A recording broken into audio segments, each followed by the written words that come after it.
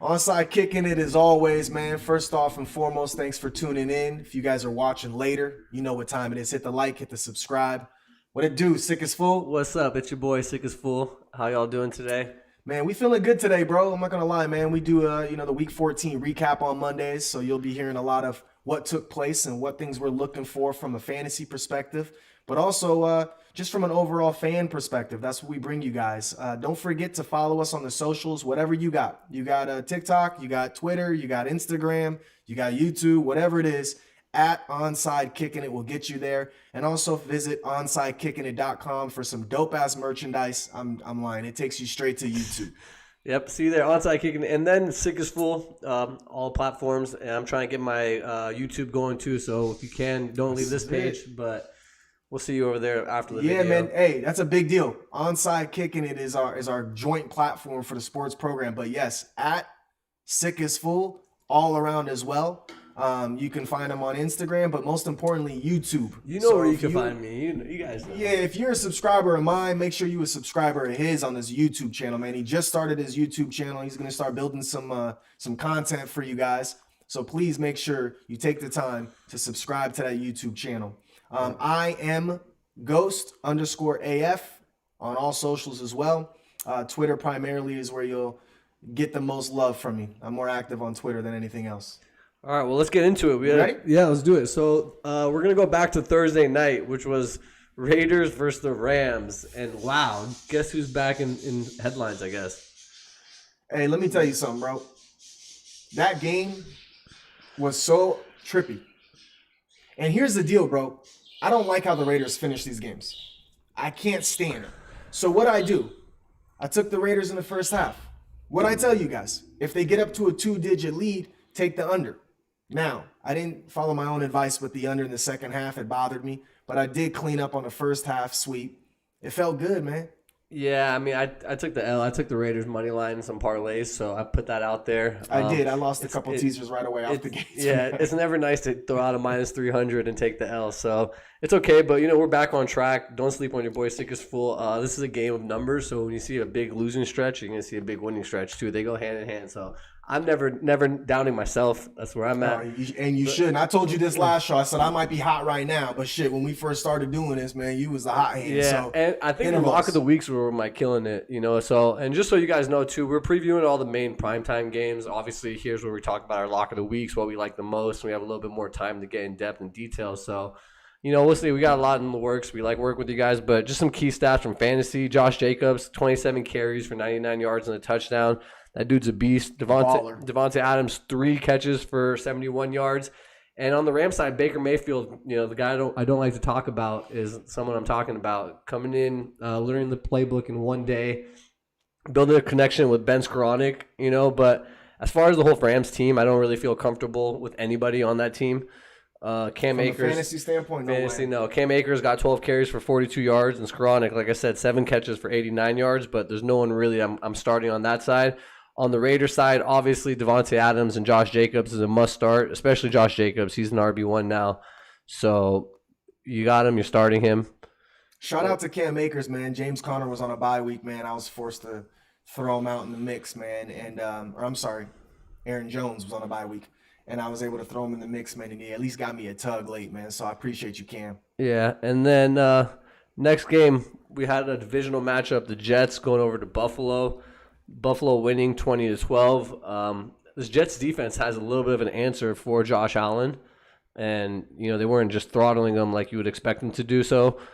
Just really quickly on the Jets side, Michael Carter was back but was limited. Zonovan Knight or Bam Knight, 17 carries, 71 yards, touchdown. I told you to pick up that dude. If you have him, you like him. He could definitely play dividends in the fantasy playoffs. Even with Michael Carter back, they still like this guy. He got his chance, and he's running with it. From the receiving side, you got Garrett Wilson, 6 catches for 78, and Elijah Moore, 6 catches for 60. I'm only really starting Garrett Wilson on the Jets and Zonovan Knight. Those are the only 2 players. Mike White is going to be a potential streamer if you're in the quarterback market. If you are looking to stream, game to game, he's possible. But really, those 2 guys are the only guys that I'm I would start from the Jets perspective. And then from the Bills. What trips me out on this guy, bro, he gets like 40 attempts a game. Like, just for sheer volume, it's almost worth you lost Lamar, for example, or you lost a QB late. That's the guy I low key Yeah, I like like from the opportunity perspective. yeah, throwing volume is there. They're not scared to throw the ball with him, so Not that's at why all. he's a good potential starter. Just also depends on the matchup. And then from the Bills side, a little slow day, but Stephon Diggs 3 catches for 37 yards, 3 catches for Gabe Davis 31 yards, Plus the three tug. catches. Yeah, no, Dawson Knox got the Oh, tug. Knox was the tug. That's right. So yeah, and then Gabe Davis and Isaiah McKenzie slow games.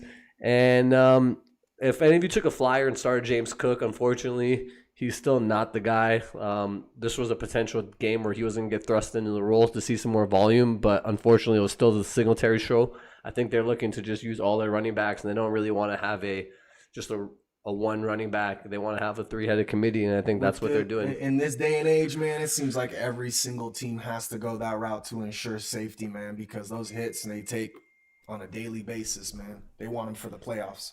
All in all, though, man, for the Buffalo Bills to get a win at home against a divisional team, that's 2 weeks in a row. They got divisional games. They're handling business, man. All of a sudden, they're sneaky, sitting at not sneaky. Everyone knows what the Bills are, but they're sitting at 10-3, looking pretty healthy. Watch out for the Bills, man. I know they're the AFC favorites, but man, they're starting to run away with that division.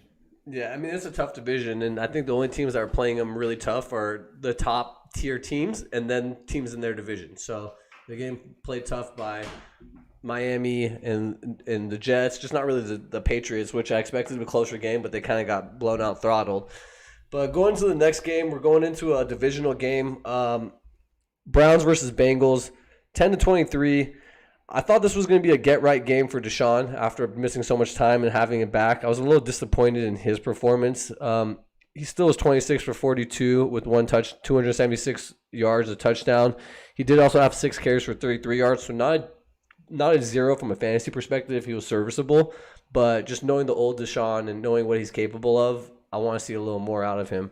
I think it's just a little, too late, too. By the time he actually starts getting going, we're looking at week 16, week 15 by the time he puts in work now. So, the Browns didn't win enough games, in my opinion, to put them in a position where he can kind of get that momentum going, get that, timing down. I mean, look at him and Amari Cooper. Amari Cooper had like 7-8 targets from him, but they only had 2 catches. Yeah, 7 targets for 2 catches. Yeah, but they're trying to build a rapport though. At least he's taking the shots. I mean, it reminds me of Brissett early on in the season. Same way with Cooper.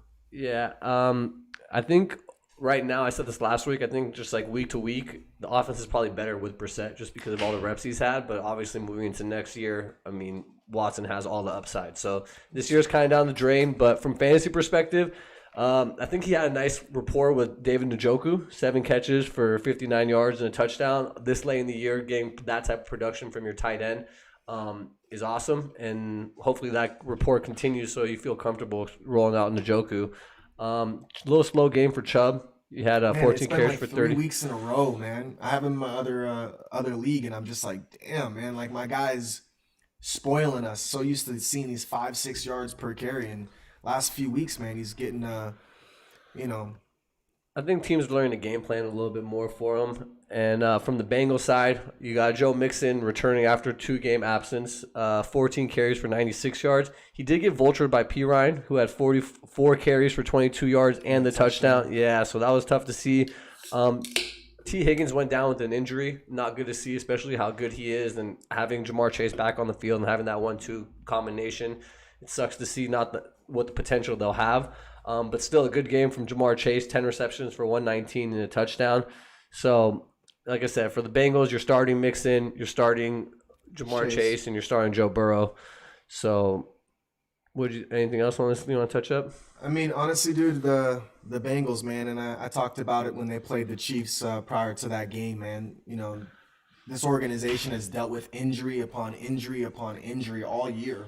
They really haven't had a full roster. Mixon went down. Chase was already injured. They finally get everyone healthy again. Now they lose Higgins. But what are they doing? They're continuing to chip away at these dubs. And with Lamar Jackson questionable for the next couple of weeks, they have a clear-cut route to take over that fucking first place in the AFC North, which is extremely competitive division. So I'm curious to see how they finish the season. They do have a couple tough matchups, man. Shout out to Chevy P, man. What it do, my guy? What up, P? Nice to see you on here, bro. As always, man. I love you, Thanks guys. for tuning in. Next game, we got a Texas game. We had the Houston going to Dallas, which came down to the wire, which was kind of technically a trap game, I guess, because Houston was beating Dallas, and it's like, could you ever imagine this in your wildest dreams? So apparently, man, my boy's a Cowboy fan, and he was worried about the game all week. I was like, what are you talking about? They got one win. He's like, man, they beat us 4 times in a row. So apparently this battle at Texas is like a real prideful thing, almost like college football. And for whatever reason, they play the Cowboys tough, man. That's their Super Bowl, no matter what their records are. But, man, I'd be lying if I told you I was shocked that they were down a field goal at the half, man. I was like, yo, I'm not going to lie. I placed the -10. I was like 10 points, man. I don't like this spread at all. But if they win by 7, okay, I'm getting a good deal on the let me ask you a damn. question. So when it was 23-20 and they had the ball within the 5-yard line, do you think it was smart for the Texans to go for it and go for the game, or do you think it's better to field goal? I mean, obviously, I think the field goal just would have put them in a position where you're forcing at least them to score the touchdown. yeah. But I also, again, it's their Super Bowl, so I understand. I can't knock them for it. But I would have kicked the field goal. Yeah, I would kick the field goal too. I mean, obviously they came down and scored the touchdown, so it doesn't matter. It didn't matter, but right, ultimately. It doesn't matter, but then I think It's a different type of it's pressure. momentum. Exactly. Think It's about like the pressure. You can get down there and score a field goal and you can tie. It's like- so you're not really bugged out by it. But if you have to score a touchdown, there's a sense of urgency you have, and I think that could have played it in the role. And I think also, like, they kick it so far out, so they could kick it from like 50, 60 yards out now. So, and Was there just 2 first downs anyway? yeah, exactly. Just to And get from a fantasy perspective, obviously, Damian Pierce had a good game, 22 carries for 78 yards, touchdown. We talk about him a lot, RB2 with upside. I mean, this was a negative game script on paper, but he made it work. So that's the only player I'm really Impressive. rolling out there for Houston. And then from Dallas, you have the split between Ezekiel and Pollard. Zeke had 15 carries for 62 yards and a touchdown. Pollard, 10 carries for 42 and a touchdown. It's looking like a pretty even committee. I mean, Pollard also had 4 receptions for 20 yards and a touchdown. Zeke at 3 and 19 also. I mean, it's definitely a split committee at this point, and I think they're smart for running it that way, to be honest with you, because you want both of those players come postseason, man. Yeah, and a little bit slow game for CeeDee Lamb, 5 catches for 33, but a little nice game for Dalton Schultz, 6 receptions for 87. I think on a week-to-week, you're going to be starting. I wouldn't really call Dak a lineup block. He's kind of not been good. He hasn't been having that upside that he's been He's having got a past really years. good floor, but he's definitely Not even really though anymore. Like if you look at, he hasn't had any like top 10 performances. Like he's like a back end quarterback. He's put up 30 plus a couple times this year, man, since he's been back. I mean, I think he's only done it once. Not even. But yeah, I mean, you're starting the running backs. You're starting Schulten. You're starting CD, and that's about it. So here's Dak's numbers. Let me tell you, since week 14, he's 15.26, 19.8, 17.4, 22.9, 22.6. He had the bye. He had 27.9 before that and 13.58. So with floor wise, I mean, you're getting at worst on average 15 points. Yeah, his lowest is 15. His average is about 19. But what we're used to from Dak is not that. Yeah, you know, I that's agree. like we No, drafted I him agree. as like a potential, like that's like he's putting up like Aaron Rodgers and Russell Wilson numbers right now. You know, so it's not like what we're used to from Dak. So I'm just taking him off the lineup blocks and more so playing those skill and position players. You got to play Pollard, got to play Zeke, definitely playing Schultz, top 10 tight end, and definitely playing Lamb. CeeDee Lamb, and that's pretty much where it lands. Exactly. You're playing the defense of the Dallas Cowboys. Oh yeah, all every defense time. is good. Next game, divisional game. Minnesota Vikings versus the Detroit Lions in Detroit. I think the Lions are a really good team at home, actually. Really underrated. They started off the season bad, but now they're looking like they're going to make a playoff run. So This was one of those games, though, that was the weird setup. You know, you're looking at a team in the Detroit Lions at 5-7. You're looking at the Vikings at 10-3. And the Detroit Lions were favored. And anytime I see shit like that, I bring it up to you guys because those are like the biggest red flags because you know the majority of people are like, give me the points and I'll take the Vikings every single time. including me.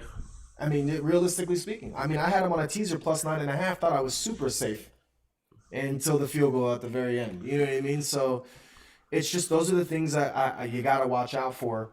I don't know, man. Dalvin Cook has just been a shell of himself. And I know I keep saying this, you guys. He's had some blow up games, so don't get it twisted. But man, it's like he doesn't even look like the same runner. There was like Adrian Peterson vibes a couple years in a row for me where he was just, Yeah, I think people just age quick at the running back position. That's a big difference. Like, did he just get paid last year? I'm not sure about his contract situation, but I'm curious. I wonder if he just got paid. If you guys know if he just got paid, man, hit us up in the chat, man. yeah, I mean, so we got some good production from the wide receivers. Justin Jefferson, 11 catches for 223 yards, not even getting a touchdown. That's impressive. He does this so often, too. Yeah. Remember the stretch he went like 9 weeks in a row without a touchdown? Yeah, and he's still putting up yards. But he was getting at 150 yards, 180 yards, 130 yards, 10 catches every single week. That probably why Dalvin Cook has a little less production, being able to throw the ball comfortably to him. But I mean, even look at Dalvin Cook's numbers. What did he have? Like 15 carries, 23 yards? That's so not that against the Detroit Lions. Hey, newsflash, in fantasy, if you're playing the Detroit Lions and you think you're so excited because the matchup looks so good, for whatever reason, they got like some kind of Belichick move in here where they take out one player, and it's usually your top wide receiver or your top running back if you're a running back team. I mean, Detroit, they played the Saquon Barkley, shut down. Yep. They played Stephon Diggs. Can't shut him down. Yeah. But watch out for that, man. Don't feel too comfortable and think you got that lock when you're playing the Detroit Lions. As bad as their defense is, they know how to shut down a player or two. And really quickly on the Detroit Lions side, it was a three-headed backfield between Jamal Williams, DeAndre Swift, and Justin Jackson, with Justin Jackson getting the touchdown. So if you needed production, you missed it from all spots. Can you imagine that? You got Williams, you're feeling good when Swift goes down, and Swift comes back, you're still feeling good. And now he's kind of getting phased out. And then you just got vultured by Jackson. Or you got Swift and you're finally like, he's coming back. He's finally getting half the load. Let's run it. And then you get taken by Jackson. That hurts. So moving forward, I don't really feel comfortable with any of those guys. If I had to pick, I would still go with Williams, Jamal Williams, if I had to. From the receiving side, there's a couple of key names, a couple players I want to talk about. DJ Chark, who's going to be on the waiver wire. He had 6 catches, 94 touchdown. Also, Amon-Ra St. Brown, a little slow game, 6 for 68. But I want to talk about who I put on the waiver wire, Jameson Williams, who had a 41-yard touchdown, first catch, first tub. So you're nervous about the volume. Yeah, but you know the big play upside's there. So the ceiling is not. And honestly, I would go Chark more so than Williams, just because he's a vet. He knows, he can build that rapport with Goff a little bit. To be quite honest with you, I'm starting St. Brown in my other league. I wouldn't start any of the others unless I literally had to. Like if you lost Cooper Kupp this year, or you're kind of hesitant with Amari Cooper based upon matchup, you might throw in Shark. But man, an injury away. But the only thing I'm going to say is, so Jared Goff at home, indoors, he's a really good quarterback. Really, really, really good. So if you have a matchup and like down the road a couple weeks, and they're at home, look to start Goff. He doesn't do as well in the conditions and whatnot. So he's a potential streamer, Chark, down the road. Next game, we have your Eagles and Jalen Hurts just throttling the Giants 48-22. Anything that stand out to you in that game? Yeah, I'll tell you, because I said this a few weeks back, bro. He's hands down. This is GOAT ball, bro. Again, you take away that one game against the Washington with just 3 fumbles after catching the ball on these receivers. Even A.J. Brown had a fumble that game. And they're not losing that game. And so what I'm looking at right now is the fact that they're playing the Giants, who have actually been praised, not the Jets-wise, but in New York, they're getting praised for their defense as well. They seem to have lower scoring affairs. And the fact that they put up 48 points, and once again, Jalen had 2 throwing touchdowns, had a rushing touchdown. He goes turnoverless damn near every single game at this point. I mean, we're talking ridiculous 75 yards rushing and a rushing touchdown. If you have any running back in the league right now and it's an RB1 on your team, you're happy with 75 yards and a tuck. He's getting it every single week.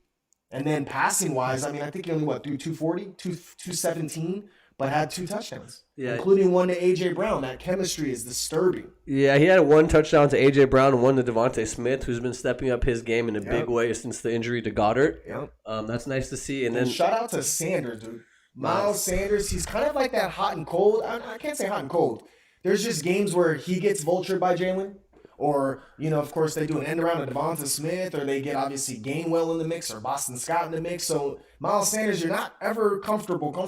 But he's had some games this year where he's broke 150 yards a few times now and had multi-touchdown games as well. Yeah. That's a scary team. And remember, they did this without Goddard. And like I said, they're going to struggle without Goddard. They lost Goddard in the Washington game. They're going to struggle without Goddard. It took them 1 week to kind of fix this.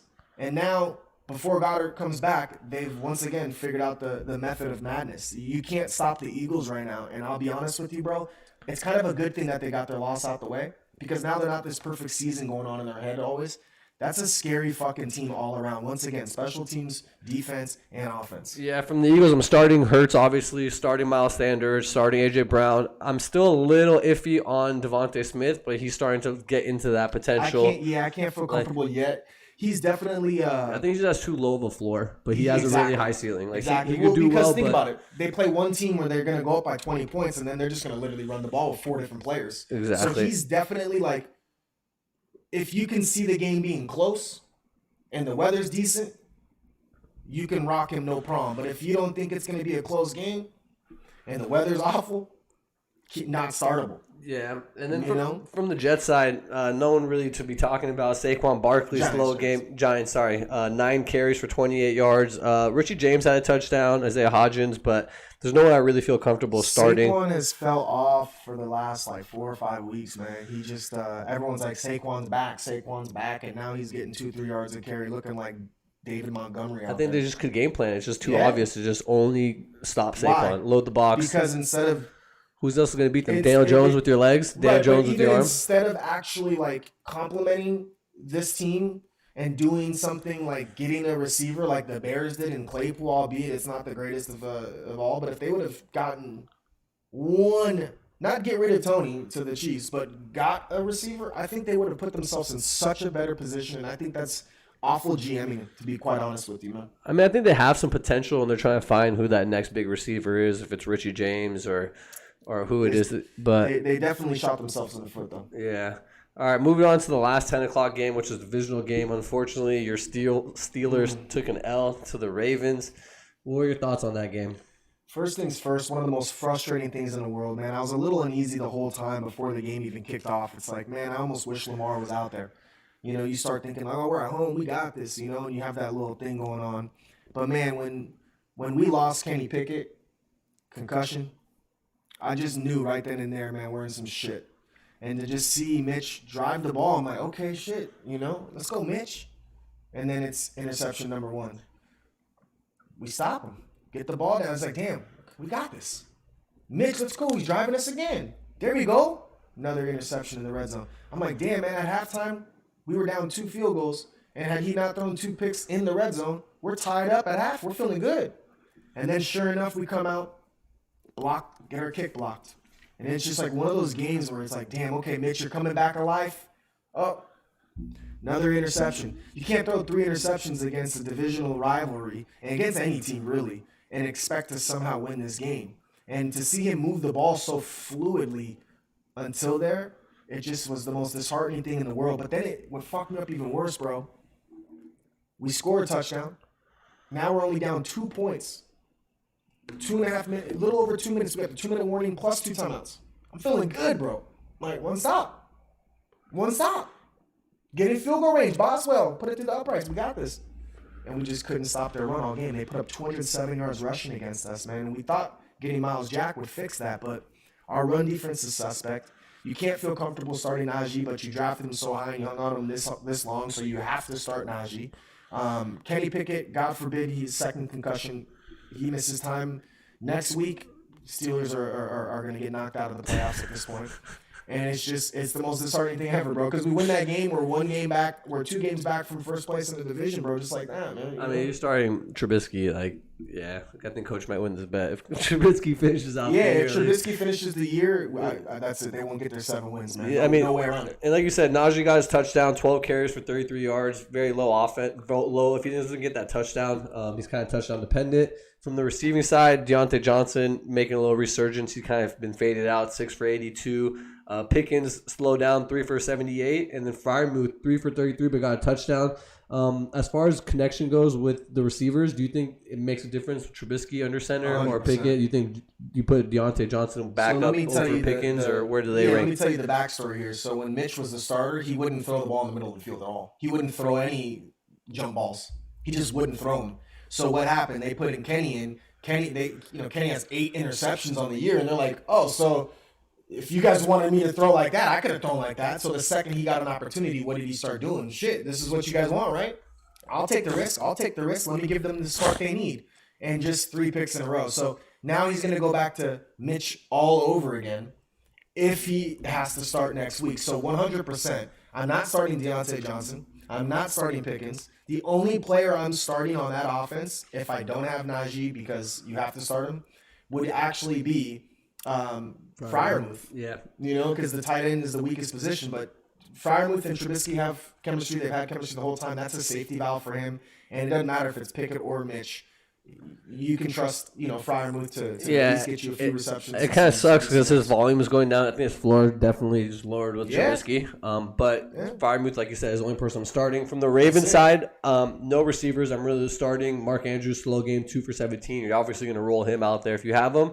But as far as the running backs go, it was a pretty even split between J.K. Dobbins and Gus Edwards. J.K. Dobbins just getting active off of IR. And J.K. looked a lot better than Gus somehow. Yeah, I think they wanted him healthy for his return because he came in and got out. So 15 carries, 120 yards, touchdown. Gus 13 for 66. So they were both in the mix, but if I got J.K. Dobbins, I'm starting him. If I have Gus, I'm very, very tentative. Yeah, I'm not starting Gus at all, but I would hold on to him just because of the injury history with Dobbins. So I agree. That was about that. And what's up with Andrews? I know no Lamar this week, but he's been falling off. Like, he went from, by far, the Gronkowski 2.0 in the first half of the season.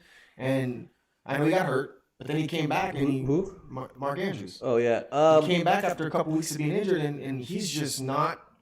He's dropping balls in the end zone with Lamar. Now there's no Lamar, and Huntley. Then they bring in their third string after we knock out Huntley and still lose against the third. Man, I don't know, man. Yeah, sorry, bro. I mean, Lamar, I think it's just the whole offense through the air is taking a step back. So that's just going to hit, obviously, Mark Andrews' value.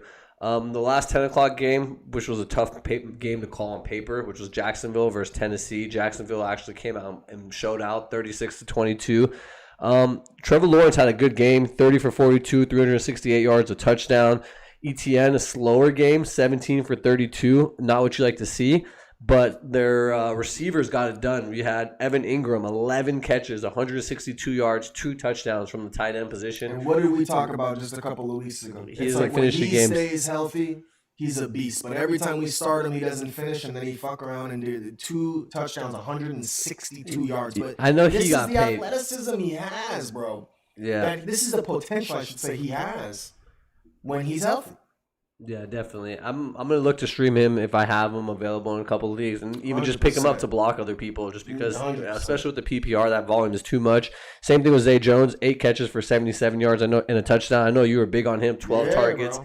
Christian Kirk took a backseat. It's for the sheer volume for me, I'm still riding Christian Kirk over the 3 of them first, but I think Zay Jones and Evan Ingram definitely have put themselves in the streamer conversation, and to where you could stream them and get some really good value from them.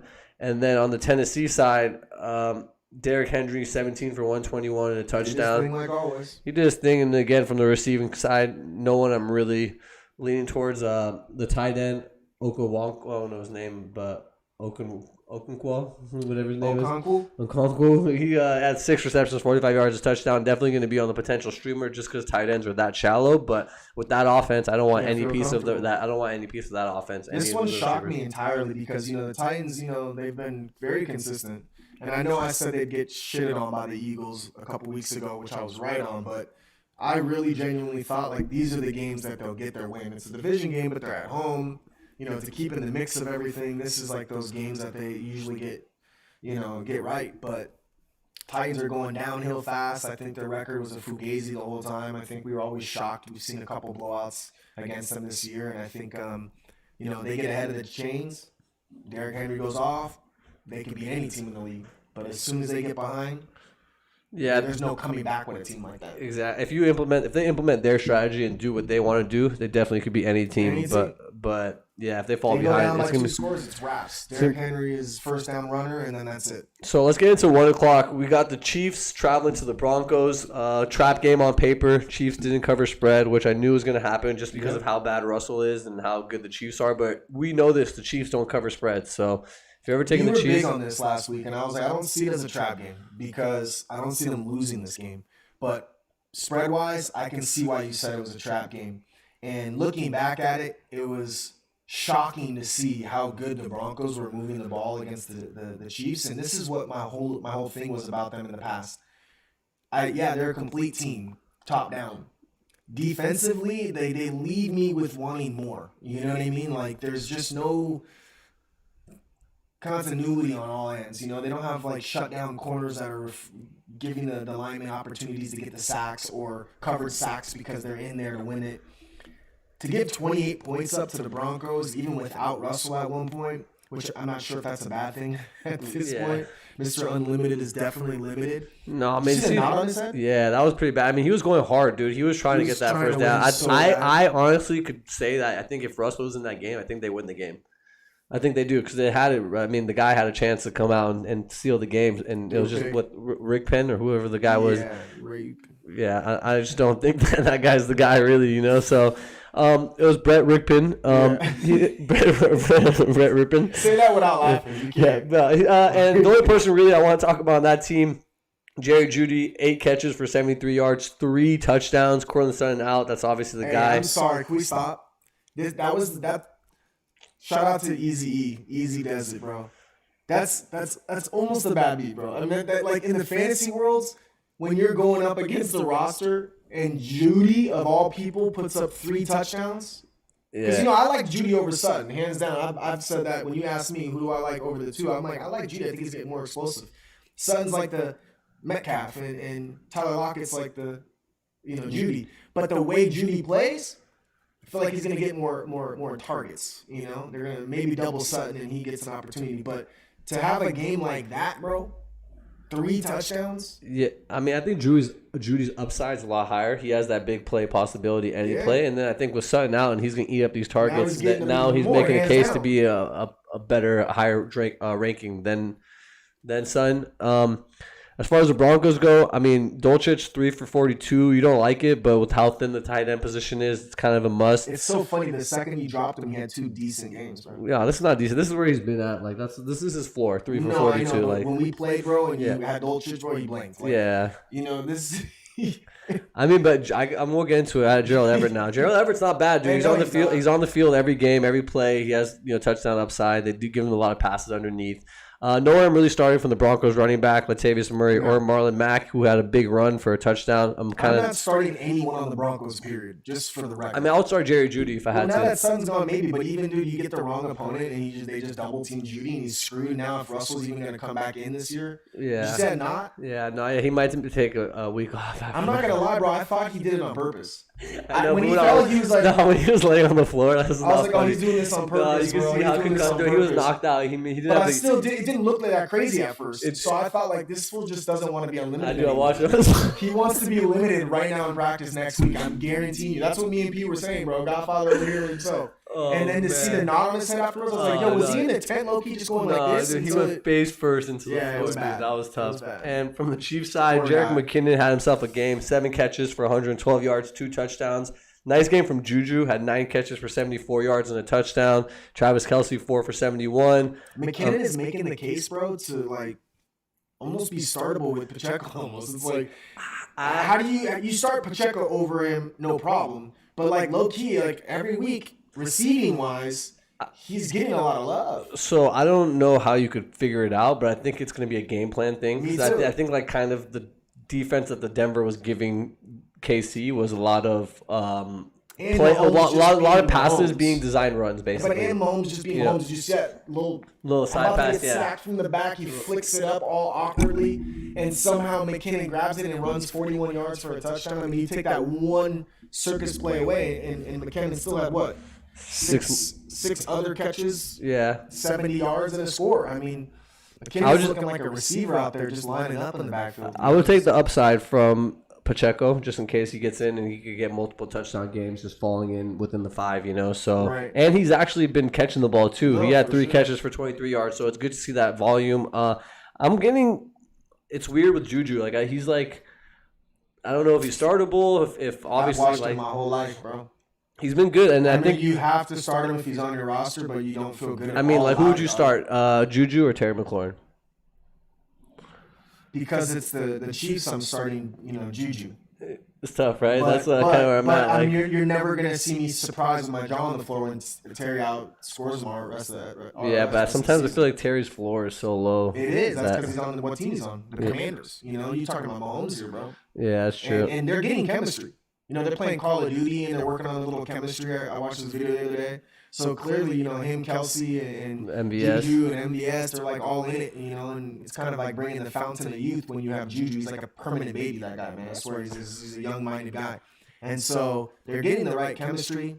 I just, he's the Lamar Odom of football to me, man. He's like the best WR2 in the game if you had a solid. No, but WR1. 11 targets, 9 catches, like that's what you want to That's see. Like WR1 that's numbers this week for sure. Yeah. But, every other week besides that, well, I think other than that, he just did bad the week he got he got concussed. concussed. He missed a week, and then that week he came back. I think he got concussed again, so that was kind of a slow game. But I think now he's back on track. So if he's still there, that's good to see.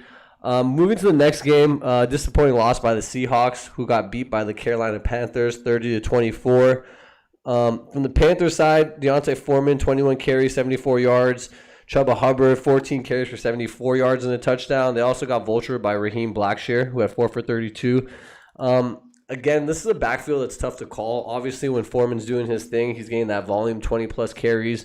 But it looks like they're trying to divvy it around. And also, they just have a low floor. Like, obviously, they scored 30 points. They did good with Sam Darnold. But there's going to be a lot of games where they don't score many points, and their floor is just super low. As far as the receivers go, not starting anyone from Carolina. And then on the Seahawks side of it, the injury to We got a Kenneth caller Walker. actually right now. One of our guys wants to call in right now. So So Hema and Pedro, they're shooting us a text saying they want to jump on real quick. What it do, my guy? Hey, you guys are on live, man. Say what's up to everybody, bro. What's up, everybody? We live from Cabo. You having some drinks or what? Time, you guys. You having some drinks or what? Say what up to that sick is full. what up? What up? Hey, it's the same color, but it ain't got no alky in it, man. But cheers, my guy. You guys are live, man. We're watching you guys online after FaceTime. Hey, I love it. Kyler Murray can get 40 points. No, Maybe. not against the Patriots. Here, let me see the camera here. Wait, hold on. 37, perhaps. I got a question, gentlemen. Hunter Henry, 10.5 points, yes or no? Half point PPR. Tonight, yes. Yeah. Tonight, I'm confident, yes. The Cardinals give up a lot of points. So no Kyler Murray, 37. That's too high, man. The Patriots defense is a little too good, and I think they're going to spy on Murray, so it's not going to be as easy for him to go. But he might get some yards with his legs, but I don't see a blowout game. It's going to be a little bit more competitive. But yes, 1,000%, 10.5 points, Hunter Henry. To tell all those people, I watch you guys root religiously. I love the advice. I always take it upon to listen to you guys and your knowledge. Appreciate you, P. Thank you for the kind words. Please subscribe to the YouTube. Yeah, there you go. Say it for him. Fun and sick as fool. Yes, My sir. guy. We'll see y'all in a minute, dog. Appreciate you. Yeah, we had Thanks for the call. some guest call-ins. That was cool. Yeah, man, if you guys got our number, man, give us a phone call, man. We'll put together a line. That way you guys can call in and have some questions when you guys are watching us live, man. But shout out to P and Hema. That was fun, man. Yeah, shout out. Just really quickly with the Seahawks, the running game was in shambles, I think, without Kenneth Walker. Yeah, it was. So, I mean, the receiving did good at 5 catches apiece for Goodwin, Metcalf, Lockett. They all had a touchdown. Marquise Goodwin, 96, 5 yards. Metcalf, 71. Lockett, 60. Geno's just been doing his thing. He's been balling. Those passes Hey, are good. I agree with that, but he did have 2 costly picks. And this was back to my McCaffrey wishful thinking as the comeback player of the year over Geno. I said, look, man, if the Seahawks don't make the playoffs, does he still get the comeback player of the year? Possibly. But without 2 quarterbacks, if McCaffrey keeps doing what he's doing, I think he might fuck around and get the comeback player of the year. Yeah, McCaffrey had a game He had a himself game, too. bro. Let's just roll into that. Let's Actually, go, so roll we had into the Bucks versus the Niners. I'm not even gonna start with my thing because I'll be honest with you. I was rolling Bucks hard in this game, man. I thought 3.5 points was way too much. I know how bad the Bucks are. Don't get me wrong. Like, we know the Bucks are bad, but they're also competitive. You know, they're in every single game. And I thought, given a couple things, the fact that you have a rookie quarterback in Brock Purdy, also Tom is from the San Francisco area, you know, so I thought his family out there, like, you know, and also 7-0 against the top-rated defense. Like, he lives for these moments to go out there and beat the best defensive team. So I was like, you know what, 3.5 is too much. This is going to be a game. Little did I know, throttle, just embarrassed, 7-0, 14-0, 21-0, 28-0, 35-0. Like, at halftime, I didn't even think about going second half on Tampa Bay. At that point, it was just like, man. Man, I felt so uncomfortable about this game, man, and I brought it up to you guys last week on Thursday, actually. I was like, man, this reminds me of the Niners and the Dolphins. You know, the Niners were favored by 4 points against the Dolphins, who were coming in undefeated with Tua starting and finishing the game. And I just got caught. And it was like, man, I looked at this game, the same thing. The Bucs just came off a crazy win, comeback win at that. Like you said, you got Brady in Cali, you know, want to show his fans what they could have had. But the one thing I kept saying was, I don't like the spread with, like you said, this Purdy, right? And I'm like, we can't necessarily downgrade the QB from Garoppolo to Purdy. Like, 100% we can. I'm like, well, shit, we don't know if he is a baller or not. You know, it could be the Tom Brady story. You know what I mean? Yeah. You get that chance and you run with it after someone gets injured. But, man, I said it last week, Purdy looked pretty good. Sure enough, dude, that's the headlines everywhere this week. The guy was a baller. He had 3 total touchdowns.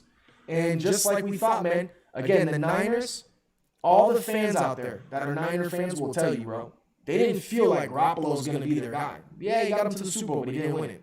Garoppolo wasn't the guy in their minds. And to be quite honest with you, this guy Purdy, I'm not saying he's the guy, but because of the way the team is built, you can almost plug and play any quarterback, and they'll do pretty good because their run game is so efficient. Their defense is so strong, only getting stronger as the year goes on. Complete team annihilated the Bucs. And we you look at it, it's kind of obvious, man. The Bucs, like I said last week, 42 minutes, not one fucking 3 points. 42 minutes. Yeah, and even their touchdown was kind of like a little fluky. A little fluky. You know what I'm saying? Honest to God. So, well, I just think really quick with the Niners, I think McCaffrey, RB1, obviously, 14 carries, 119 yards, a touchdown, 2 catches, 34 yards, another touchdown. Sick touchdown catch. Like, so sick. I think this does, obviously you have the injury to Deebo Samuel, who's looking to be out like 4 to 6 weeks. You know, they're saying they got lucky. Maybe it's a high ankle sprain. Nothing's really done. But I think this downgrades a lot of the receivers, and I know you're big on Purdy, but I'm not sold on Purdy yet. I think he can manage the game, but don't get him misconstrued. For example, the touchdown he threw to Ayuk, like, it was a nice move by Ayuk. It was a double move. He was wide open, but he kind of underthrew him. You know, and give him a better defense, give him some things. Like, all those passes were not super perfect and crisp. You know, they weren't like or Geno throws. Like, they were so wide open, you were able to hit them, but like make it tough. When Watson was playing the Texans, I was like, dude, they're not going to need him. You know what I mean? They're not going to need Purdy to go out there and throw dimes on dimes on dimes. The rest of the season, their matchup wise, they're going to need just to be strong on the run game, defense put them in good positions, and score more points than the other roster, man. And when you have a defense like they have, man, I mean, that's arguably the best defense in the NFL right now. Yeah, and also from the Tampa Bay side, a little bit of a split from White and Fournette. White getting most of the rushing, 13 carries for 56 yards. Fournette 4 for 13. But from the receiving end, Leonard Fournette 6 catches for 33 yards, and White had 5 catches for 21 yards. So I think it was more like, all right, look, we're down. Rachaad White's the pass back, and just Brady being Brady, seeing the way they're lined up, like, fuck, I hate to do this, but we got to run this ball right here. So they hand the ball off, and sure enough, boom. You know what I mean? I think that's why he out-carried him, though. Yeah, I think I'm starting. Kind of been splitting, you know? I'm starting White, but if you need to throw Fournette out there as the flex, I get it. Godwin 5 catches for 54 yards. Evans 4 for 44, got a big touchdown taken off the board. There was a couple plays that were a little suspect and sketch as far as like that play getting pulled back, like passing interference, the fumble, like they called holding on one of the picks, like Hold on. all these things. I'm so sorry. Did you see this man, Sean? I can't talk football right now. I'm not big on anything other than my waistline. Damn Chargers and Dolphins game got me heated.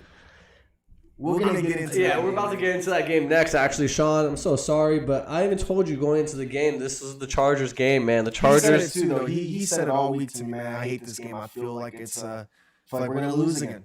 Yeah. And so let's just move into Sunday night. We had the Chargers versus the Dolphins. I was big on the Chargers this week. 3.5 points, way too much. Even 3, too much. They just won the game outright, which is nice to see. A little disappointing performance from the Dolphins and Tua. He had 10 completions, 28 attempts, 1 TD. Mostert, 11 for 37. Jeff Wilson get hurt? You hurt his hip or something? Jeff Wilson hurt his Yeah, hip. 4 for 26. Had an out on him all game. And then Tyreek, 4 for 81, the touchdown, which came from the fumble, which was a weird play, but he's just out there, making plays. And then Waddle kind of disappeared after the injury of last week. 2 receptions for 31 yards. Not something you really want to. And he had a couple drops again, man. Not doing Tua any favors, man. I think a couple things, man. Waddle's injury it's fucking with him because he went from Tyreek 2.0 to being just an everyday type of receiver at this point. And then, of course, you took a lot of confidence out of Mostert when you traded for Jeff Wilson. Friends or not, used to be a Niner together, same coaching here and there. You took a lot out of him when Wilson started being that RB1. And now you're like, all right, man, you ready to be the RB1 again? And it's almost like something's a little there now. So I think depending on if Wilson misses time, it's going to be very difficult because at one point, in my opinion, the Dolphins might have gotten hot too early. Because at one point, they had so much confidence. It's like against the Bills, they came back and they won at the end. Against the Ravens, 4 touchdowns in the fourth quarter to win that game.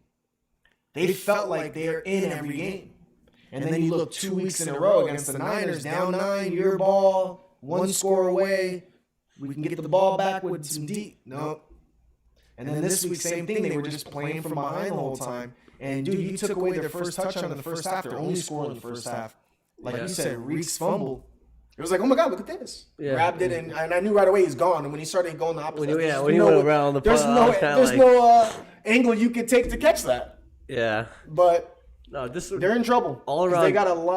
They got a tough schedule, man. Yeah, all around disappointing performance. Even Sean saying they're going to be playing the Bills on a short week, so that's going to be tough on a Saturday. Just moving on to the Chargers. Watch yourself. And I just want to talk about Justin Herbert and how much of a baller this guy is. 39 for 51, 367 yards, 1 touchdown. I think he looked really good in the pocket, man. Like they were putting a lot of pressure on him, but he was moving like a young Tom Brady in his prime, even more. Like he wasn't really rushing too much, but Did you he's say capable. he was moving like a young Tom Brady? Well, I think Tom Brady moves really well in the pocket. His pocket awareness is second to Yeah, none. and that's why he was stepping up, he was stepping right, he was stepping left, and he was still looking to throw the ball. So it was like because those pockets, like I'm like, oh, he's about to get sacked. Right. But then he's like He's his shifty in forward. there. Yeah, he's super shit, but he's more Pocket athletic. awareness Yeah, is there. He's also got a really good. He's like when he does take off, he's fast. he That's what I'm knows saying. when the Red Sea's party, and he 100. makes those decisions. And it's like, golly, he's super unbelievably fast. Yeah, he's a gamer. He's fast, strong. Eckler, 15 carries for 45 yards and a touchdown. And then from the receivers, you got Mike Williams, 6 receptions for 116 yards as a touchdown. Sick touchdown catch. Also another sick catch on the sideline that he made. Keenan Allen just getting Starting to finally come into his form. coming into form. And then Keenan Allen, 12 receptions for 92 That's what I'm yards. saying. Didn't get He's that touch, finally but coming into his Keenan form. Allen, He's supposed to be that target hog. He's supposed to be the guy that Herbert's going to give at least 12 targets to but a I game. think this is it. If he's This is healthy, it now. if he's healthy, he's going to be getting. And then Eckler, 8 catches for 59 yards. You love to see that. So there's volume there. My theory on this Chargers team is their defense is very suspect, but their offense is really good. They can bang with any They can team, hang in there. any team. And then they also have now DeAndre Carter and Josh Palmer. They get pushed down the totem pole. Who did really well. They're serviceable as their time in, but they got Williams and they got Keenan Allen back. Like that's what you want out there in Eckler. So look for this offense to be scoring up points these next couple of weeks. And their defense is very sketch, but I see them getting better and better as the weeks come. So I think they're going to be a team to watch out for in the playoffs if they could get then, some you know what's continuity hard with for their me? defense. You know what's hard for me with the Chargers? You know, they're 7-6 now, right? They're in the hunt, obviously. But it's been hard to gauge them because, you know, Herbert got hurt. And then it was Keenan Allen. Is he going to even come back and play with this hammy injury? And then Mike Williams went down. And I think their record doesn't really tell their story. At 7-6 right now, that doesn't tell their story of how the Chargers are actually a really good ball club. And I think that if Herbert plays like he's been playing, they get in the playoffs no problem. And they're a team you don't want to fucking play. Yeah. They're scrappy. Well, I'm waiting until Bosa gets back, man. That's going to be I know. I feel like we've been saying this for weeks. Is he coming back yet? No, or- he's still on IR. Like, it could have been a forward thing. It's been like 9 weeks, so that's about it. That's all the games, man. And also, you guys need some waiver wires. RB in New York Jets, Zonovan Knight. He looks like the guy, even with Michael Carter back. And then from the Jacksonville, Look for Evan Ingram and Zay Jones. And then for Detroit indoor games, if you need a flyer, Jamison Williams and DJ Chark. And yeah, man, we got another Monday night game coming up right now. Who do you like in the Monday night game? So this one was weird, man. Like, first I was under. I felt really good about the under. I said, you know, Patriots, I had them a couple weeks back against the Bills. I said they wouldn't put up 20 points. They didn't. They just have a really bad offense. And so to me, the Cardinals always start off really slow. So I was like, yo, I like the first half under in this game, you know? But I think ultimately they might put up some points. Then I started thinking that's exactly the line that Vegas knows a lot of people might think the same way. So I kind of went back and forth on this one. I think ultimately, you know, I like the first half lines. Those are the ones that I really like a lot. I'm not sure how I'm going to do it yet, but I think it's going to be a tie game at half. I can see like a 10-10 halftime score between the Patriots, of course, and the Cardinals. So I'm most likely going to be doing the under, but I for sure want the half a point from the Cardinals. Just because I think it's going to be a tie. I feel like it's going to be a tie at half. So I like the half a point. If the Patriots got the half a point, I would have taken the Patriots. But because the Cardinals are the home team, getting the half point, I'll take that all day and hope that the Cardinals just don't start off slow like always. Yeah, and really quickly, just to Sean, I was saying if you have Zonovan Knight, pick that dude up. Like, he's going to be the RB instead of Michael Carter. So look to get him. My read on this game is a couple things. Patriots have an extended bye because they played on Thursday against the Bills. 2 Thursdays in a row, right? Yeah, so they had some time off. The Cardinals defense gives up a lot of points, about 27.8 points a game. So look for the Patriots to bounce back. You saw Mac Jones on the sideline getting angry. Throw the ball. If any time there's a time for Belichick to scheme some offense, I think it's going to be against Cliff Let me Kingsbury. ask you a question about this, actually, because I was talking about this last week. Have you ever, what it do, Gabe? You know I do the do, bro. You know that, Gabe. Have you ever seen any player that's played for Bill Belichick besides Tom Brady? Maybe Gronk. Like, you know, his pony boys, his all-stars, right? But, like, Mac Jones, like, you just dissed. First of all, you said, run the fucking ball. Our run game sucks. Like, you saw it. Our run game sucks. How does Stevenson feel about that? He's been balling. Yeah. If I'm Stevenson and I really didn't like that comment, Well, I do think you watch out for the block real quick? Let him get slept on real quick? No, I think he's talking more about the offensive line than the actual player. It's a running it's a though. system, I mean, yeah, as but it's like running back, it's a bro, system. The pride you have as a running back, if your quarterback's screaming at the top of his lungs, our run game sucks. Well, they're all- I don't give a fuck if he's talking about my line. Say our offensive line sucks. But then they're also better off like just doing dump offs to Ramondre Stevenson. Sure. So like that's what he could be implying too. You know, just get the ball in the air. And I think, like I said, I know what you're saying, but that's their quarterback. That's their quarterback of the future. But is it though? Because they even put in the other QB a couple times during the game, and then when he gets asked doing some slick shit, like, no, we already planned on playing both of them this game. Like, Yeah. I have a really hard time because I feel like we think the Patriots are the Patriots. They're the Patriots. No, but it's coaching. I understand that. We think coaching and they're coaching because they're the Patriots because of the coaching, but it's like they're just not good. So their defense is the elite. defense is good. I think when they could game plan the right way, and this is ultimately what I'm going to go back to. I don't really think Cliff Kingsbury is a good coach, so I think Belichick will be able to find holes in his game plan specifically that will allow them to score points. Okay. And then also, I think the Cardinals are getting healthier at home, so definitely I can see the Patriots defense coming in and just shutting down the Cardinals offense because they've done it to so many teams. Not Who saying did that the that's going to Patriots play happen. in the first half? I'm sorry to cut you off, but who did the Patriots play on Thanksgiving? Was it the Vikings? The Bills. Oh, no, they played the Vikings on Thanksgiving, and then they played the Bills the next Thursday. Now, who would you say has better defense, the Vikings or the Cardinals?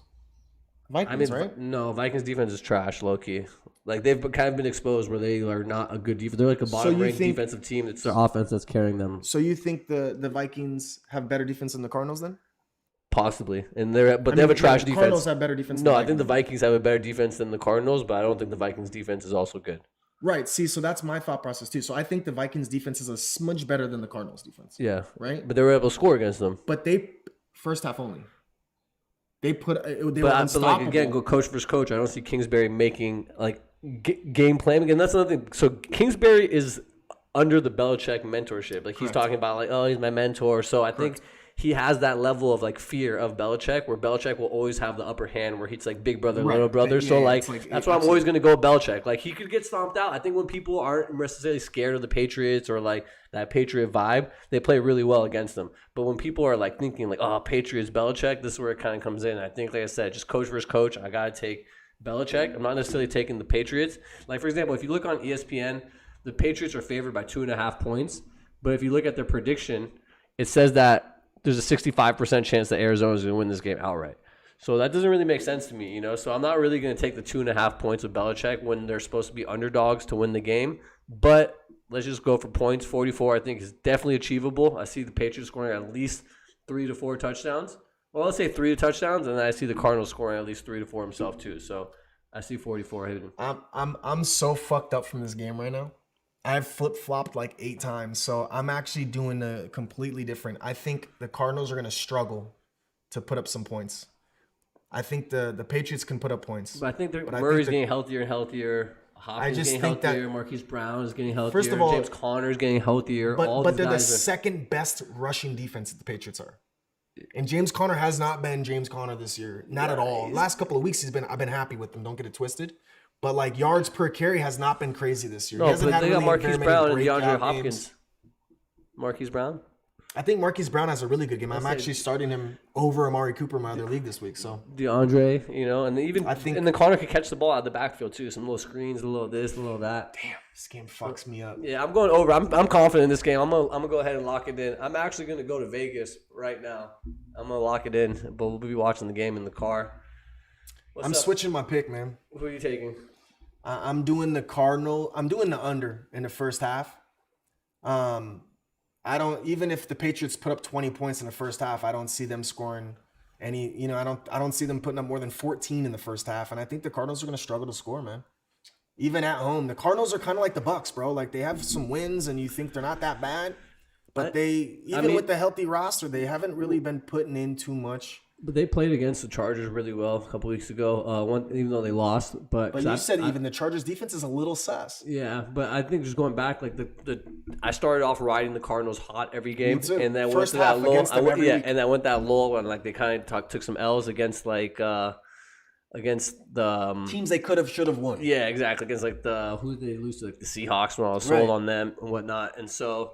Yeah, Sean Shaw, I think he's right. He knows about the coaching, and I don't know about that game. I'm picking the over for today, so we'll see I what agree. happens. I think under now. But yeah, but then they're starting to get their groove back though. Like Kyler Murray's looked really good the last game. He was just What'd they all put up up in the last game? Do pocket. you know? He was in the pocket just scrambling. He looked like he was in Madden hitting the turbo. You know, that's like So last week the Cardinals faced the bye week, and then before that they played the Chargers, and they only put up 24 against the Chargers. Before that it was San Francisco, a very similar defense to the Niners, to the Patriots. They put up 10 points in the whole game. but then also you got the bye. So I think coming out of the bye, they're gonna look to get this offense going. Oh wait, so we talked about a mini bye for the fucking Patriots. These motherfuckers got a real bye week. Yeah, so I think this favors the offense being able to game plan a little bit more and being able to find holes in the defense. So I'm going over. Let's go. I gotta stick with it under in the first half. Once- Over hey, overall, once under I- first half. Once, I can see once that. I hit, I want you guys to go on my Instagram, onside kicking it, and be like, "Oh, you right, dog. You right," because I got a lot of haters. Hey, we're gonna both win. I love the I'll tell you how haters. we're gonna both win. Cardinals are gonna get shitted on in the first half. Then the sheer athleticism, desperation. When they're down, they're gonna start doing their shit in the second half, and then maybe the over hits in the second half. I'm rocking with the under in the first half. Period. No parlay, no Pats minus a half, no Cardinals plus a half, just sheer under in the first half. All right. And we'll see you guys next week. You're going to fade me again? Oh, yeah. I want to tell you guys about that. But I walked in, and I'm like, who do you like? And I was over in my mind. I ain't going to lie. I'm like, over. He's like, oh, man, you like the over? Like, I don't want to pick the over anymore. So I told this guy, he's bullshitting y'all. I like to pick something different. Even if it's like first half versus his whole game, or if he goes over or under, then I like to go plus or minus the points. Like, I like to give you guys something different, man. But I also really, really, really enjoy to look at the whole game, find the exact thing that I like most. Sometimes it's a first half under. Sometimes it's a first half over, like the Raider game. The Raider game, I could not stand that shit. I don't know how they're going to lose this at the end, so I'll take the first half.